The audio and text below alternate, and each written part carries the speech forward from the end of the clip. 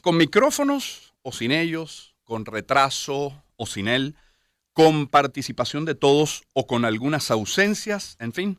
Este martes, Gobierno Nacional y Plataforma Unitaria firmaron dos acuerdos. Uno en materia de derechos políticos, de cara especialmente al proceso electoral presidencial 2024, y otro para, y cito, la protección de los intereses vitales para la nación. Esto, como saben, ocurrió en Barbados, dentro del marco del memorándum de entendimiento, del proceso iniciado en México. A ver, hoy los principales titulares hablan de qué? De elección presidencial en segundo semestre de 2024, actualización del registro electoral, observación del proceso electoral presidencial. Además, hay exhortos para que funcionarios respeten la normativa electoral. Se habla de el equilibrio en medios públicos y privados. Por cierto, tiene un buen resumen el periodista Eugenio Martínez sobre esto acordado. Pero tenemos hoy la visita en el estudio, y qué bueno que así sea, de Gerardo Blay, como saben, abogado constitucionalista, jefe de la delegación de la Plataforma Unitaria en la negociación. Gerardo, bienvenido siempre al estudio. Muy buenos días, Román. Buenos días a todos los oyentes de tu prestigiosísimo programa. Muchísimas gracias, Gerardo, por el comentario, aquí, pero sobre aquí todo tomando café amanecer y celebrando la vinotinta. La vinotinto, qué bueno que así se sea. nos dio esa alegría. Yo no pude ver el juego porque estábamos volando para acá. Bueno, nosotros llegamos a un acuerdo. Primero, informar al país. Segundo, recibir tu visita y a cambio te íbamos a tener café. Cumplimos con el acuerdo. Aquí está. Okay. Esa es una parte muy importante de la que vamos a hablar, el cumplimiento del acuerdo. Pero antes de lo medular, que será la pregunta más amplia, Gerardo, de lo importante, de lo que para ti serían los grandes titulares de este acuerdo, pregunto primero, ¿todo el tiempo se han mantenido las conversaciones, así haya sido fuera del radar de los medios, o hubo momentos de silencio, hubo conversaciones entre Estados Unidos y Venezuela sin la plataforma o el conocimiento, entre el gobierno de Estados Unidos y el de Venezuela sin el conocimiento de la plataforma? ¿Cómo ha sido este tiempo desde tu última visita hasta ahora?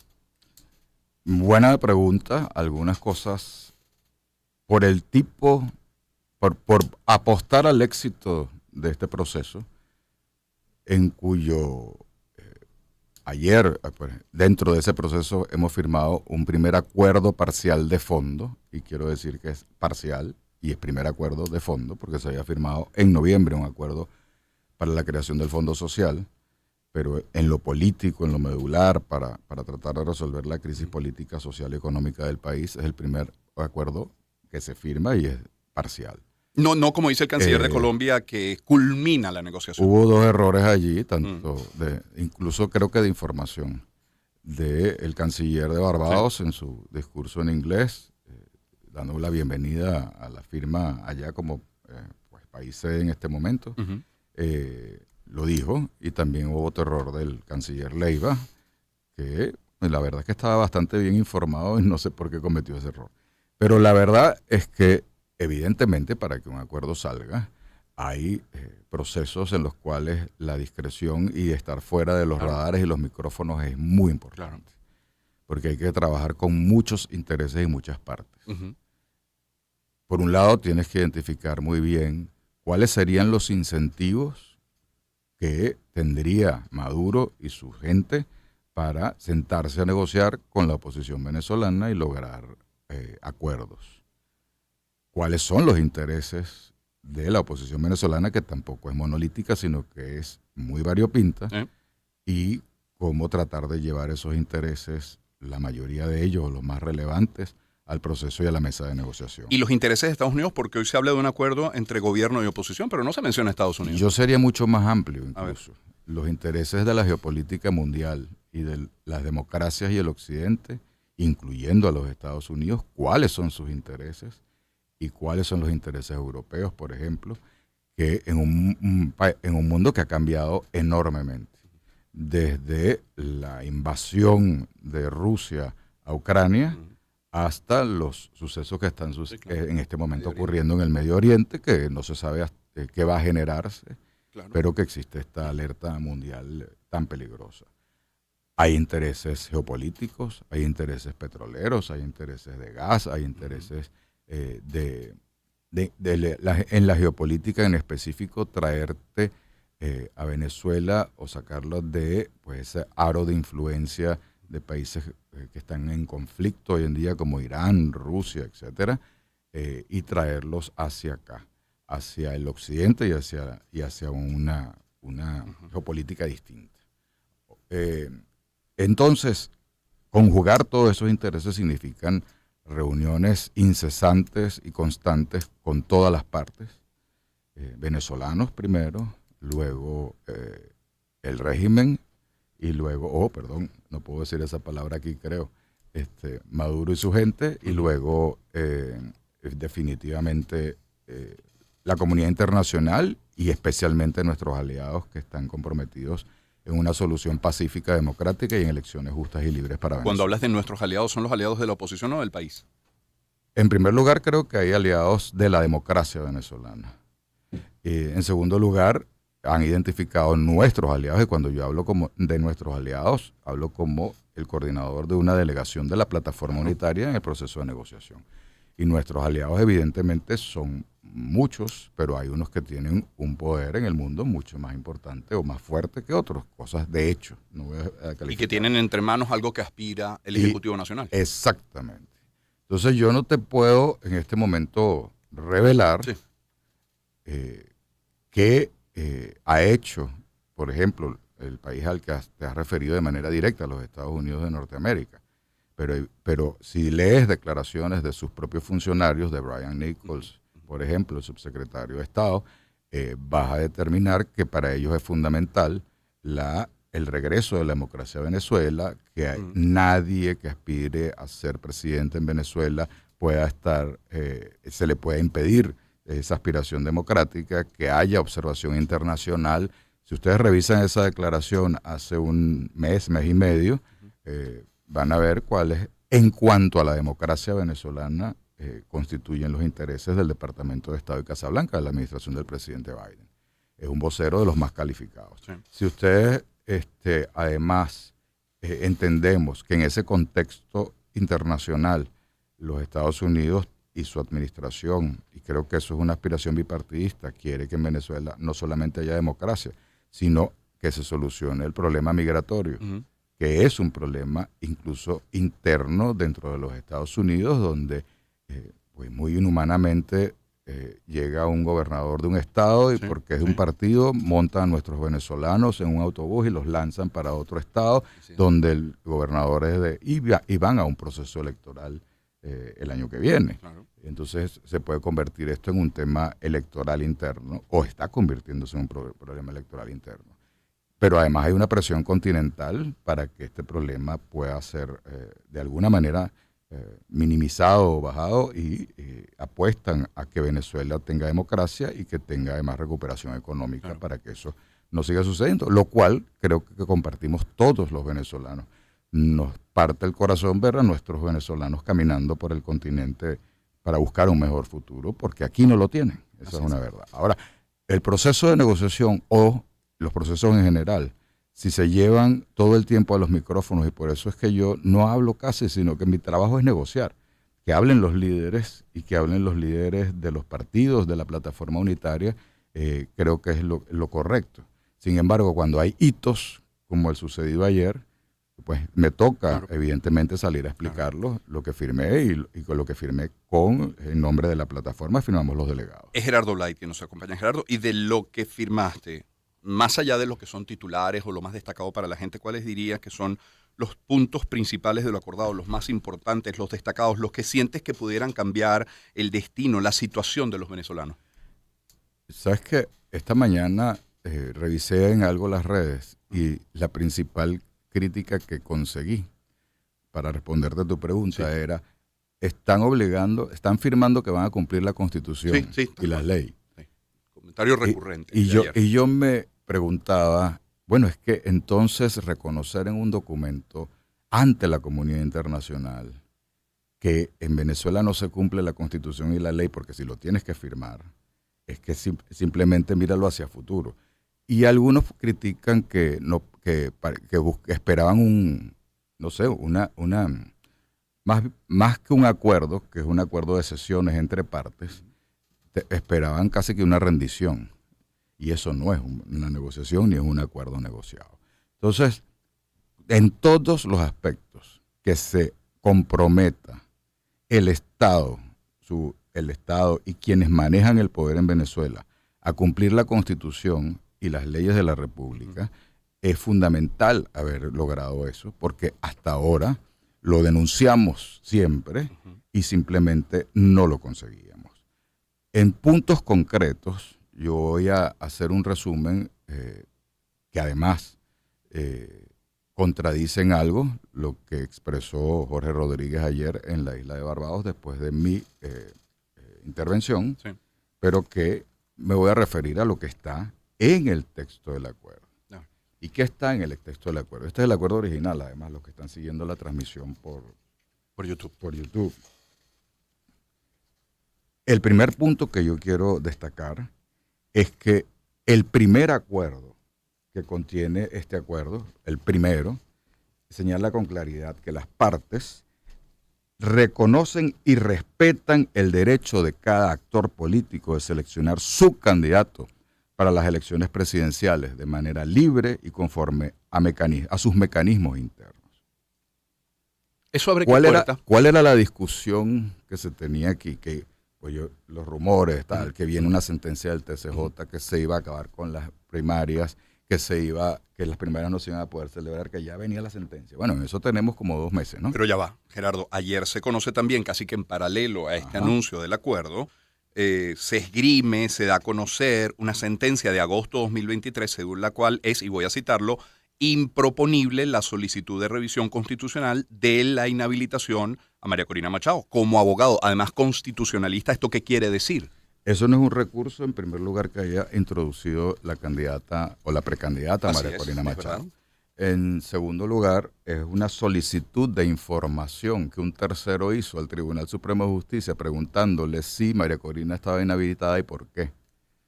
Evidentemente el tribunal no es el órgano competente y usan esa palabra tan estrambótica para decirle usted no puede proponerlo aquí, vaya al órgano que produjo la inhabilitación. Eso no lo tenemos nosotros en el tribunal. Ya.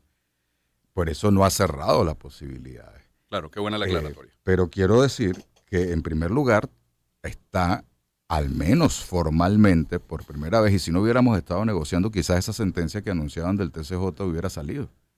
Pero estaban protegiendo esta negociación. ¿Puedes volver a leer textualmente lo que dice el acuerdo en ese sentido, por favor? Reconocen y respetan el derecho de cada actor político de seleccionar su candidato para las elecciones presidenciales de manera libre y conforme a sus mecanismos internos. Es decir, si la plataforma unitaria y demás candidatos de la oposición democrática venezolana decidieron ir a un proceso de primarias para seleccionar su candidato unitario, está protegido aquí. Y cualquier acción del Estado que vaya en contra de ello está violando el acuerdo. Pero taxativamente no dice que se levantaría la inhabilitación a un candidato. Eso es otra. Yo no estoy hablando de ese punto todavía. Estoy hablando de primarias y de los procesos de selección. Vamos para allá. Por favor. Porque María Corina y otros candidatos que estaban en la contienda de primaria no estaban inhabilitados y no se les estaba negando su derecho a participar en las primarias, como no ha pasado. Es decir, eso fue una decisión interna de la oposición y cómo selecciona a su candidato. Vamos entonces a ese punto, por favor, que tanto causa curiosidad y hasta ver cómo se resuelve. El punto 11 del tercer acuerdo, ahí hay una cantidad de cosas muy importantes, pero vamos a referirnos directo a esto. Señala una ruta para que en igualdad de condiciones, con atención al principio de celeridad, y celeridad es prontitud, celeridad es de forma expedita, que sea además, que son principios constitucionales, por eso hay que siempre amarrarse a la Constitución. Principios de celeridad, eficiencia y eficacia recogidos en la Constitución, se promoverá la autorización de todos los candidatos presidenciales. Y además, recordemos que aquí los partidos políticos, muchos han sido vulneradas las autoridades legítimas que los dirigían, y aquí está contenido también, y partidos políticos, siempre que cumplan los requisitos para participar en la elección presidencial. ¿Cuáles son los requisitos? Los constitucionales. Y la Constitución señala, como hemos dicho siempre, que no puede haber inhabilitaciones administrativas para el ejercicio de funciones públicas porque el derecho a elegir es por superior y que solo se puede realizar 2 artículos de la Constitución y el Código Penal una inhabilitación para participar en procesos electorales para cualquier cargo de elección, solo con sentencia definitivamente firme, penal y como sentencia accesoria. Aquí no se está habilitando automático, eso es cierto, pero se está abriendo la ruta para que se haga. Y tiene que ser una ruta expedita, rápida. Estamos en mejor posición que sin eso. En este y en todos los demás puntos del acuerdo, Gerardo Blay, nuestro invitado, ¿cómo tienen previsto que se haga el seguimiento, que cumplan las partes? ¿Habrá comisiones, habrá responsables? ¿Quién va a velar por Debo ese decir acuerdo? algo más con Por respecto favor. a esto, antes de pasarte Sí. al mecanismo de verificación Sí. y seguimiento que me estás preguntando. Sí. Debo decir adicional que aquí no se cerró a un solo tipo de procedimiento en este acuerdo para el proceso de habilitación de cualquier venezolano o venezolana que aspire a la presidencia de la República. Al dejar abierta la redacción en procedimientos, puede ser procedimiento judicial ante el TCJ, puede ser procedimiento de revisión ante el propio órgano contralor, productor de estas inconstitucionales inhabilitaciones, o puede ser incluso un procedimiento de oficio que tiene que determinar este órgano contralor.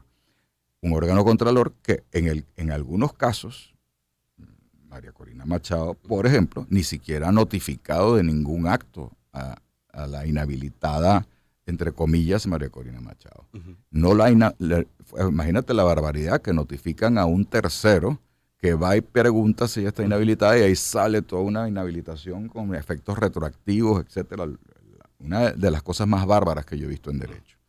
En todo caso, sin procedimiento, sin derecho a la defensa, violó todas las cosas. Ahora, esto sigue abierto para producir esa habilitación o cualquier otro que aspire a la presidencia, porque las normas no son particulares. Claro.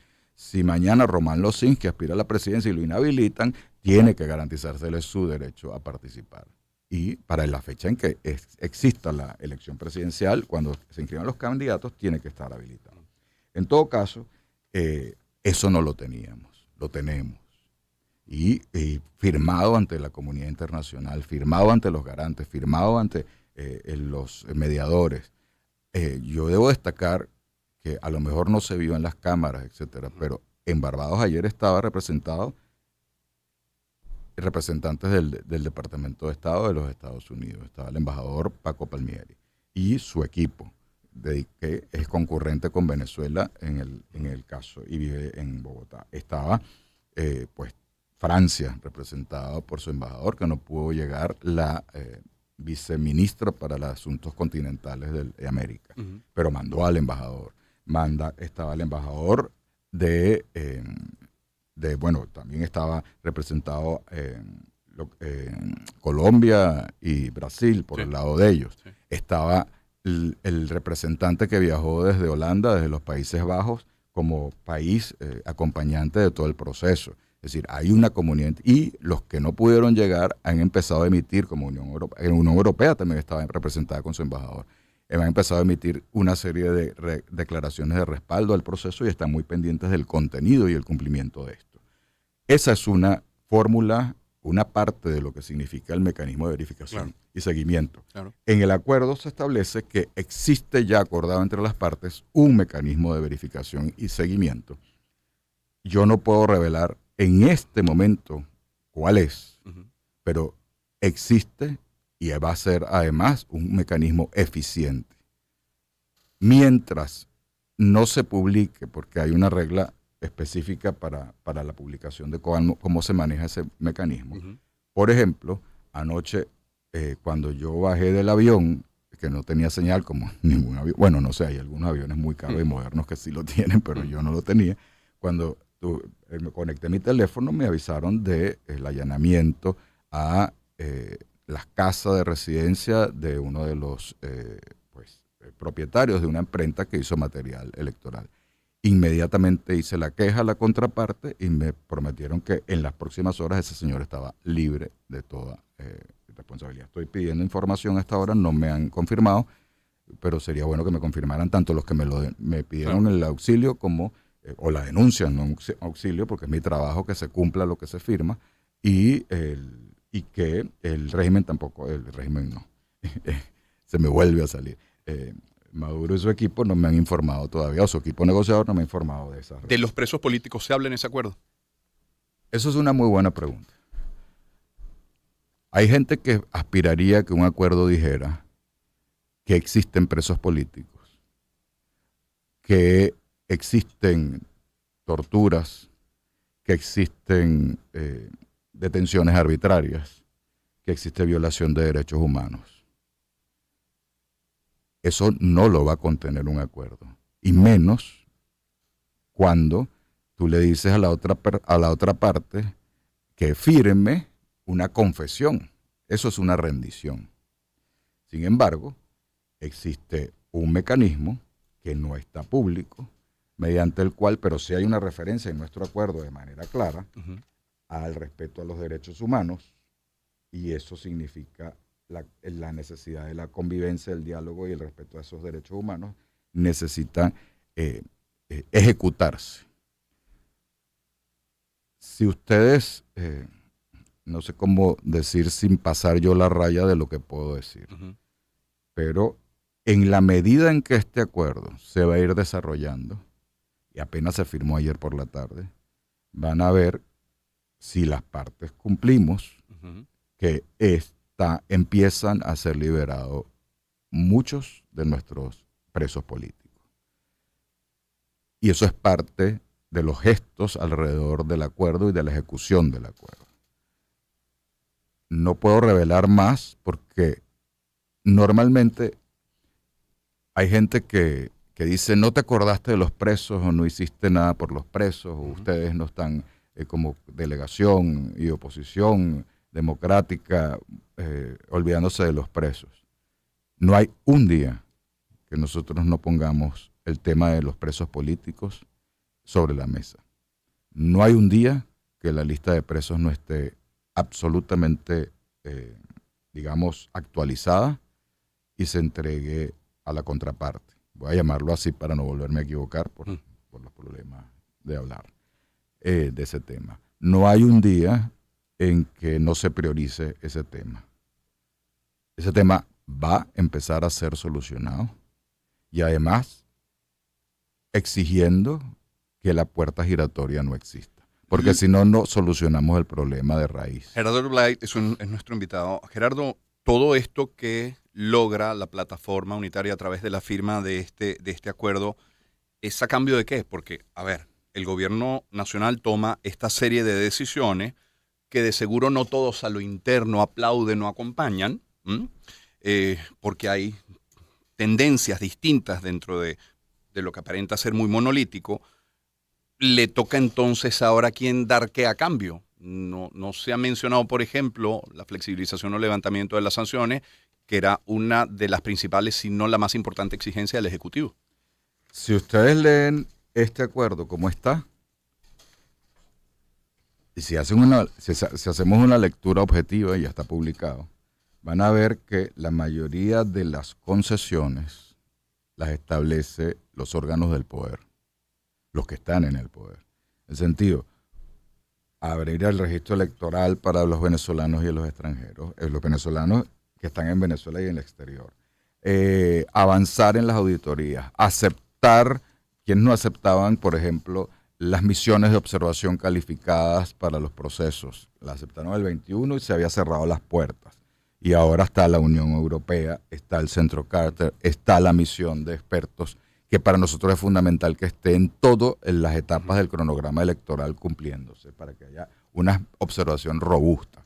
Todo eso, si usted lo lee en frío, más todo lo demás que está allí, detallado, que hay que desarrollar, se lee, como tú bien estás pensando, en un lector objetivo y dice, bueno, aquí estos se dieron mucho, ¿y qué dio la oposición? ¿Dónde está la contrapartida en un proceso de negociación? Evidentemente, también pensando, no solamente en lo que aspira la contraparte, que es levantamiento de sanciones, pero no va a haber un levantamiento de sanciones de golpe, sino si el acuerdo hay cumplimiento progresivo, el levantamiento de sanciones también es progresivo. Y eso además, permítanme esta opinión personal, que no solamente puede ayudar de alguna manera económicamente al país, pero es que ayuda también al pueblo venezolano. Entonces, yo no estoy con aquellos que dicen levanten todas las sanciones de una vez, no sé cuánto, pero tampoco estoy con aquellos que dicen que se muera el pueblo venezolano de hambre y que no se levanten nunca hasta que se salga los que están en el poder. Yo creo que hay una cosa de progresividad. Usted va cumpliendo los acuerdos, va anunciándose las etapas del cronograma electoral, la fecha de la elección, vienen las misiones. Vamos por pasos. Esto no se puede comer de un solo golpe. Las transiciones y las negociaciones no son rendición, ni un lado ni del otro. Cuando los que dicen solamente levanten las sanciones a cambio de nada, están diciendo el discurso que ellos deben tener, o a lo mejor les gusta tener. Pero este proceso ha producido que dos partes se encuentren en una mesa y que pongan dentro de sus intereses, como explicaba al principio, una fórmula que permita ir destrabando la economía y saliendo de la crisis económica. Eso va a durar tiempo. Venezuela no es, esa burbuja del año pasado, vieron cómo este año hubo la contracción que todos sentimos, ¿no?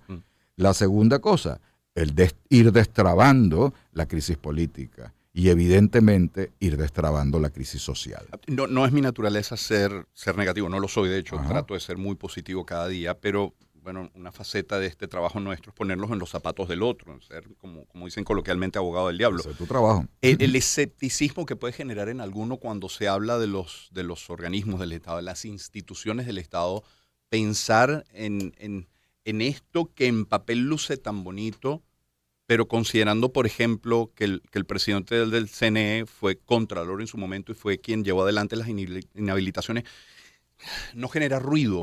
Escepticismo, repito el término. Claro.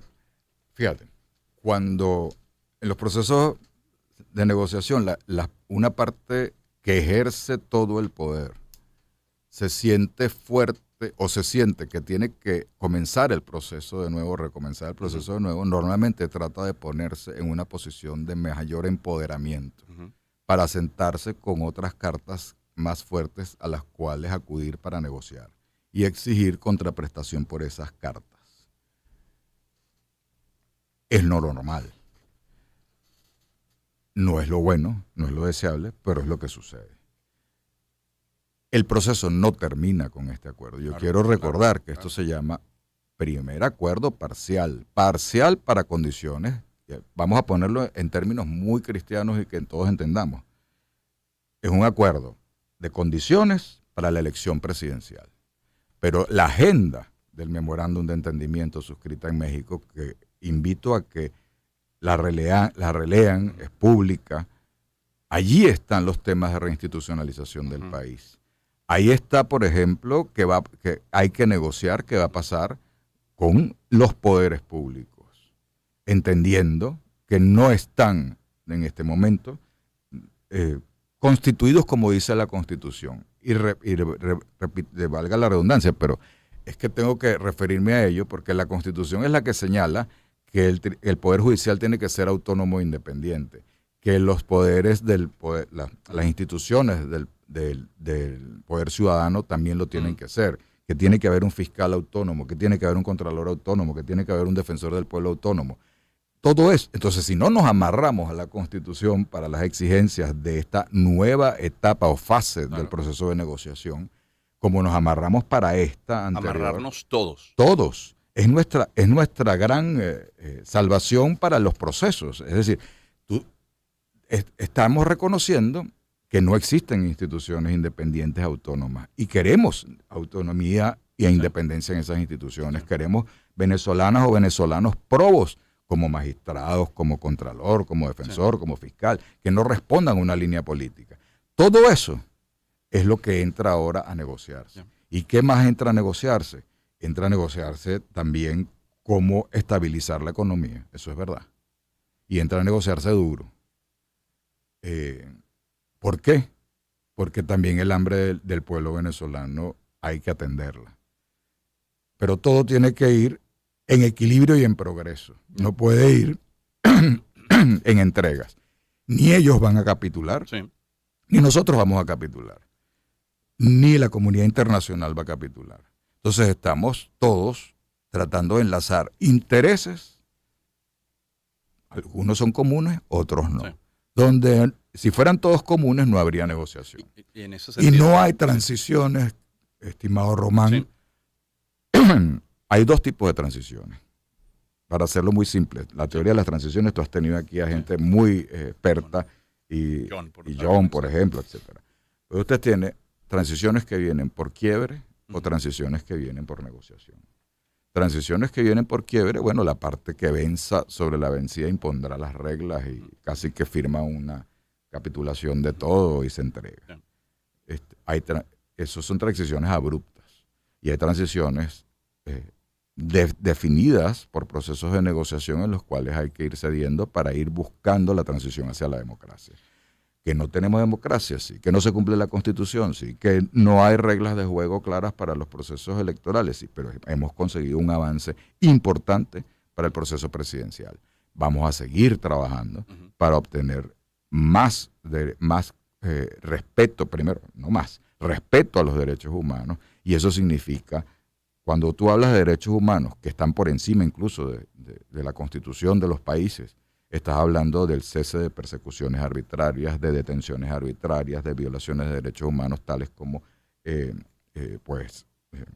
no quiero decir las palabras, pero ustedes saben lo que estoy diciendo respecto a no solamente a las detenciones, sino al abuso de la fuerza pública del Estado en contra de ciudadanos a los cuales puede incluso torturar o peor que eso. Esas cosas tienen que parar en Venezuela. Y tenemos en realidad la fuerza de producir la primera tipo de transición. Los que crean que la tienen, bueno, ok.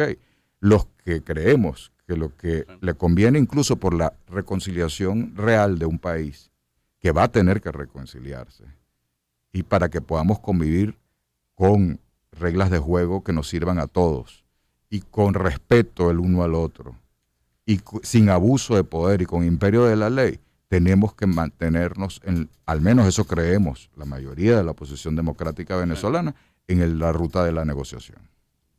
Gerardo Blay, nuestro invitado, ya aprovechando el último minuto, Gerardo, de esta conversación, yo quiero hablar de reconocimiento. Yo, a título muy personal, yo quiero reconocer tu trabajo, tu dedicación para con el país, reconocer que sí, que es un difícil momento, que es muy difícil lograr todo lo que cada una de las partes quiere. Y en cada uno no me refiero nada más a esas partes que son dos, más la comunidad internacional, me refiero a cada uno de los millones de venezolanos que estando dentro o fuera aspiran para él y para su familia. Coincido en que creo que es momento de tratar de encontrar, por difícil que sea, los puntos comunes, las coincidencias, los que compartimos todos como venezolanos, insistiendo que es un momento complejo, que es un momento difícil y como dijo uno de nuestros invitados esta semana, comenzando la semana cuando ya era inminente el anuncio del acuerdo, cualquier avance es positivo. Yo creo que eso hay que reconocerlo. Y uno no lo dice desde la ingenuidad, sino desde la necesidad de un mejor presente, de un mejor futuro, esperando que los líderes estén de uno y otro lado a la altura de ¿qué? De las necesidades de la gente, que son muchas y son muy gruesas. En ese sentido, pues agradecerte toda la dedicación que tienes. Gracias, Román. Bueno, son 3 años de trabajo y creo que vamos a seguir por más tiempo. Hay que tener aquí la resistencia, la paciencia y seguir. Y las cosas cambian. Fíjate cómo este año ha sido tan movido, sí, que una negociación que en noviembre pasado parecía muerta, se restableció por lo que han pasado en el mundo. Sí. Y los intereses de la geopolítica mundial y de la economía mundial. Claro. Y ha obligado entonces a sentarse de nuevo en este proceso. No puedo decir desde cuándo, pero hemos estado en los últimos meses trabajando muy duro. Y yo solo, más allá de lo que me has dicho, que agradezco enormemente, y no hacemos esto yo no aspiro a ningún cargo y nada por el estilo. No me interesa volver a la administración pública. Ya hace casi 8 años salí, estoy feliz como abogado en ejercicio. Pero sí creo que es importante un mensaje que a lo mejor yo que no hablo mucho en los medios, porque un negociador, repito, Sí. no debe estar en los micrófonos, debe estar haciendo su trabajo. Y yo entiendo que tus colegas periodistas buscan siempre el tubazo, etcétera, porque es su función. La mía es tratar de llevar un proceso de negociación lo mejor que humanamente puedo para lograr democracia y transición democrática en Venezuela. Entonces, creo que en este momento hay cosas que están protegidas en este acuerdo. Este acuerdo parcial es importante para la elección presidencial, es insuficiente para el restablecimiento completo de las garantías constitucionales democráticas y el respeto a los derechos humanos, pero es un acuerdo parcial. Y es un paso adelante para poder determinar que nosotros podemos seleccionar a nuestro candidato o candidata presidencial por nuestros procedimientos propios, que podemos avanzar en obligar, o por lo menos podemos avanzar en que las instituciones del Estado respondan a lo que manda la Constitución. No es a lo que manden las partes o a lo que mande Blyde o a lo que mande Losinski, no, a lo que manda la Constitución. Y creo que tenemos tiempo también. Desgraciadamente hemos perdido mucho tiempo en otros procesos que no han podido llevarse a feliz éxito, pero creo que tenemos tiempo de seguir fajados. Esta delegación es plural y esta delegación ha trabajado durísimo.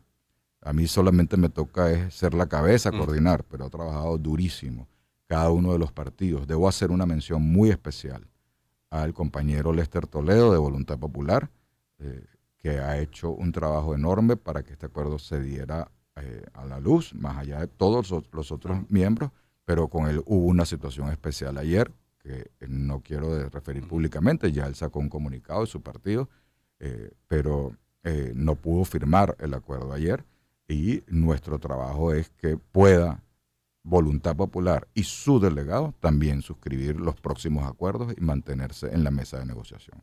Ese es uno de los retos importantes que tengo en este momento. Y ellos equilibraron la importancia del acuerdo, de que saliera y se suscribiera, más allá de una posición personal que pudiese tener un delegado a nosotros. Nosotros no priorizamos nuestra situación personal, sino las necesidades que Venezuela tenga acuerdos que nos permitan avanzar hacia la transición democrática y la convivencia pacífica. Gerardo, muchísimas gracias por el tiempo y por la deferencia de elegir nuestro espacio para comunicarte con el país. Gracias por eso. Muchísimas gracias a ti.